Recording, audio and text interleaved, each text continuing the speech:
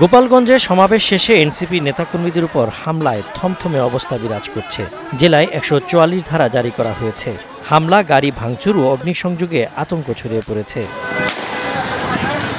গোপালগঞ্জে জাতীয় নাগরিক পার্টির সমাবেশ শেষ হওয়ার সঙ্গে সঙ্গে নেতাকর্মী ও পুলিশের গাড়ি আটকে দেয় নিষিদ্ধ ছাত্রলীগ ও আওয়ামী লীগের স্থানীয় নেতাকর্মীরা। এ সময় পুলিশ ও সেনাবাহিনীর সদস্যরা সাউন্ড গ্রেনেড ও ফাঁকা গুলি ছুড়ে পরিস্থিতি নিয়ন্ত্রণের চেষ্টা করে। এনসিপি নেতাকর্মীরা অন্য দিক দিয়ে গাড়ি ঘুরিয়ে ঘটনাস্থল ত্যাগ করে। বেলা ৩টার দিকে এনসিপির গাড়ি বহর নিয়ে বের হওয়ার সময় চৌরঙ্গীর মোড়ে হামলা চালানো হয়। এর আগে এনসিপির সমাবেশ মঞ্চে হামলা চালায় স্থানীয় আওয়ামী লীগ ও ছাত্রলীগ নেতাকর্মীরা। তারা মঞ্চে থাকা সাউন্ড বক্স, মাইক ও চেয়ার ভাঙচুর করেন।